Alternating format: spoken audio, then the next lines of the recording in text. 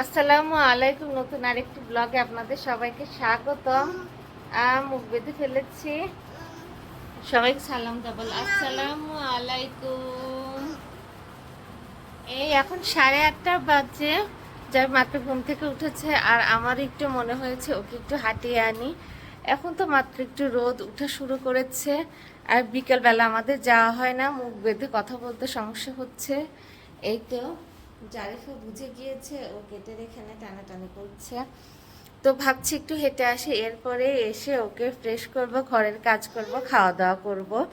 কারণ একটু প্রাকৃতিক সৌন্দর্যেরও দরকার আছে, উপভোগ করার দরকার আছে প্রাকৃতিক সৌন্দর্য। এছাড়াও যেখানে থাকি সেই জায়গাটাকে ভালোবাসার চেষ্টা করছি, কারণ সারাদিন বাসায় থাকা আর কাছে মানে নিজেদের লোক না থাকলে অনেক টাইমে হচ্ছে খুবই খারাপ লাগে। সে কারণে ভাবছি যে যাই, ঝটপট আগে সকালবেলা ওকে একটু ঘুরিয়ে আনলে সারাদিন ওর একটু ভালো লাগে। তাহলে ঠিক আছে, সব কিছু এমনই পড়ে আছে, এসে সব কিছু গোছাবো, এগুলো তো চলবেই, সারাদিনই চলবে। আর জারিফের পাপা এই তো চলে গিয়েছে, উনি 7:30টায় বের হয় সকাল সকাল। তো ঠিক আছে, আমরা বের হচ্ছি। আর ঘুম থেকে উঠেছে, মুখ চোখ কিচ্ছু ধুইনি, উঠেই আগে যেটা পরে নিয়েছি, জারিফকে ড্রেস পরিয়ে দিয়েছি, ভাবলাম যে চলো আগে ঘুরেই আসি, পরে এসে বাকি সব কাজ।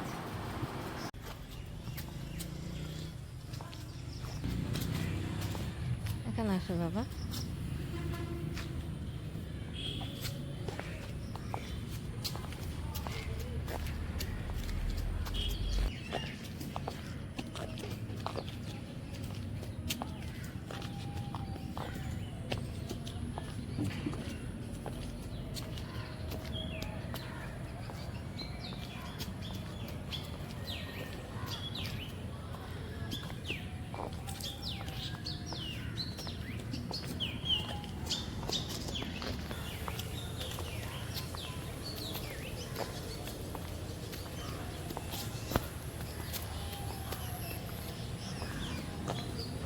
জারিফ, জারিফ সোনা কোথায় এসেছে? জারিফ, জারিফ মর্নিং ওয়াক করতে এসেছে, তাই না?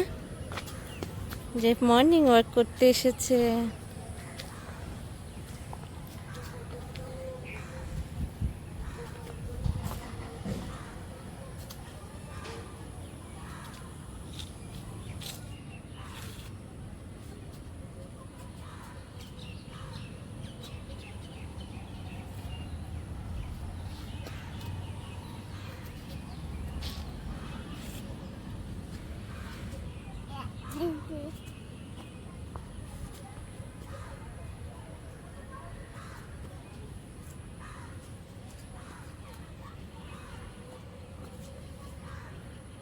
বাবা থাকুক।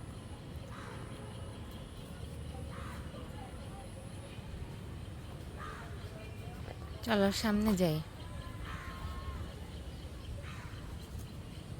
বাবা রেখে দে, চলো যাই, যাই পিঁপড়ে, এখানে আসো।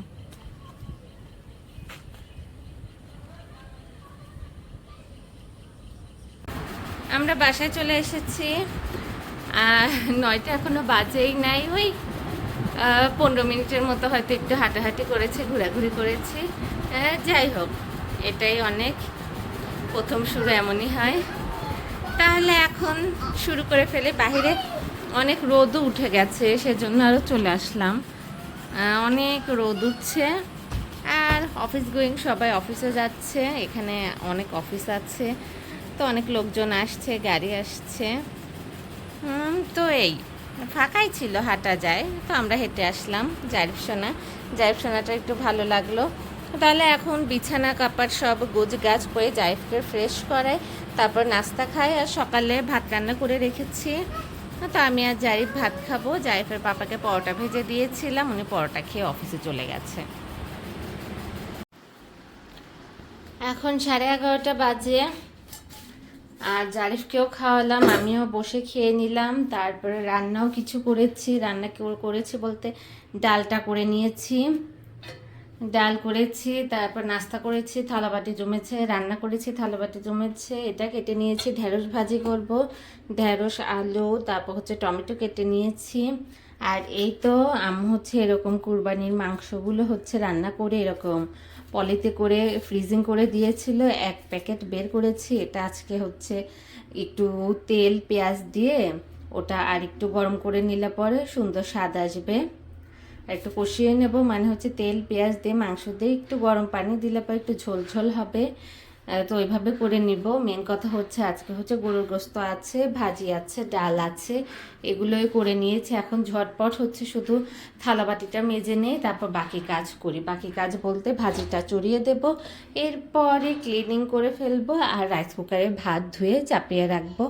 এই তো এরপরে জারিফকে গোসল করাবো, ও ঘুমিয়ে গেলে তারপর বাকি সব কাজ। আর বাহিরে রোদ রোদ ঝলমল করা একটা দিন।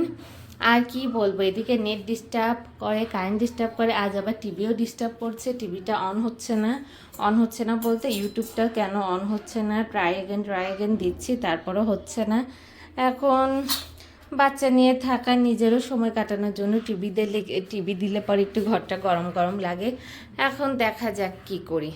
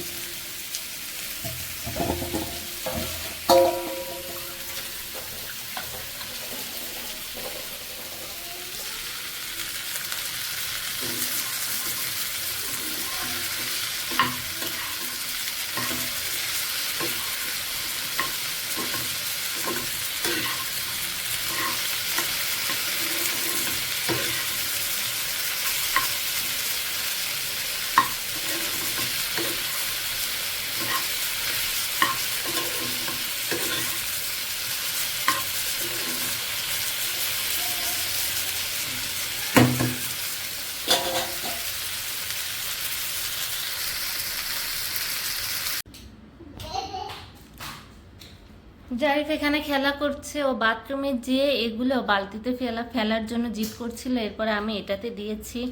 এখন একটা একটা করে আনছে আর এটার ভিতরে ফেলছে, এটাই তার মজা। আবার দেখতে এসেছে আমি কি করি। এখন 4টা বাজে আর এখন আমি বলতে পারবো আমার মোটামুটি বলতে বেশিরভাগ কাজই শেষ। এখন তেমন কোনো কাজ নাই, শুধু হচ্ছে নিজের খাওয়া দাওয়া, এই টুকিটাকি কাজ, আর বাকি সব কাজ শেষ। জারিফ এখন ঘুমাচ্ছে, সেজন্য সব কিছু এখন গোছানো, গাছ সব গুছিয়ে রেখেছি। হালকা করে আজকেও ঘর মুছেছি।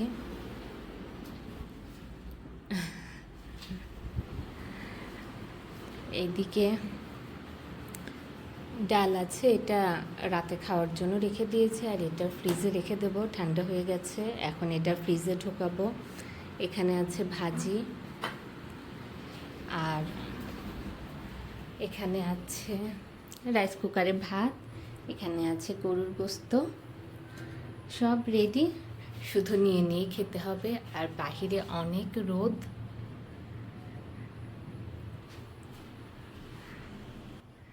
তো এই তো এইভাবেই হচ্ছে এক একটা দিন পার হচ্ছে। সকালে উঠে মানে হচ্ছে প্রতিদিনের ডেইলি কাজ ওই করতে করতে আমার 4টাই বেজে যায়। কিছু করার নাই, সকালে বেশি ব্যস্ত থাকি, মানে হচ্ছে ঝটপট করতে হয় যাতে এই টাইমটা সব কাজ আমি গুছিয়ে ফেলতে পারি, সব কাজ করে ফেলতে পারি, এই হচ্ছে ব্যাপার। আর বাচ্চা যেহেতু ছোট, মনে হয় জারিফ একটু বোঝা শিখলে পরে তখন আমার মানে হচ্ছে এই দৌড়ঝাঁপের কাজটা কমবে বা অন্য কিছু আমি তখন করতে পারবো। এখন এই ঘুরে ফিরে এই ডেলি রুটিনগুলোই, মানে এগুলোর ভেতরেই আমি সীমাবদ্ধ থাকবো। ও যখন একটু বুঝতে শিখবে তখন আমি অন্য কিছু নিয়ে হয়তো নিজেকে ব্যস্ত রাখতে পারবো বা নিজেকে জড়াতে পারবো। তো এই হচ্ছে ব্যাপার। তো হচ্ছে যাই ঘুমানোর পর ঘর মুছেছি, কাজ করার আগে কয়েকটা হচ্ছে আমার বিস্কিট খেয়ে নিয়েছি। এখন ভাবছি ভাত খাবো না আম খাবো, আম খেতে ইচ্ছে করছে, হয়েই ওঠে না।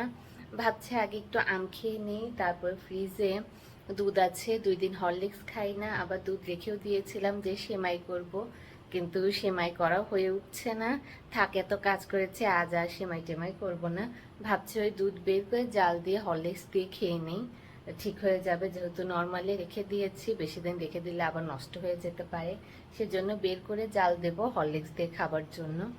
আর বাহিরে অনেক রোদ, বাতাস নাই, তাই বিকেলে যাবার এরকম বেশি ইচ্ছা নাই। এখন দেখা যাক কি হয়, আমার নিজেরই ইচ্ছা নেই এখন। আমার মনে হচ্ছে জারিফটা ঘুমাক, আমিও খেয়ে দিয়ে একটু, যাতে ওর পাশে একটু রিল্যাক্স করতে পারি, একটু শুয়ে থাকতে পারি, তাহলে ঠিক আছে।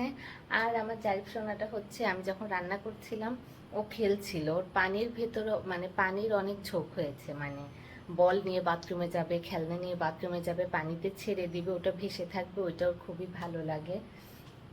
সেজন্য আমি যখন কাজ করছিলাম একটা বলে পানি দিয়েছি যে এখানে খেলো, ও খেলো, খেলে পানি টানি তারপর ছড়াচ্ছিল, তারপর তাড়াতাড়ি সরিয়ে ওটা মুছে ফেলেছি, না হয় টাইলসের ঘর পানি পড়ে থাকলে ওই পিছলে পড়ে যেত।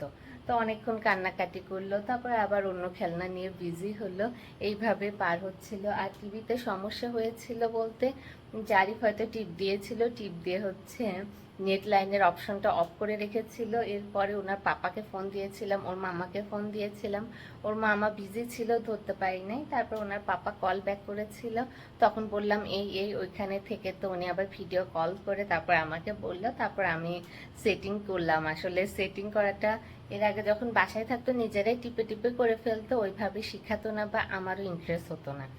এখন যে চলে গিয়েছে, এখন তো আমার করতে হচ্ছে। তখন অফিস থেকে ভিডিও কল করে আমাকে দেখালো, তখন আমি করলাম।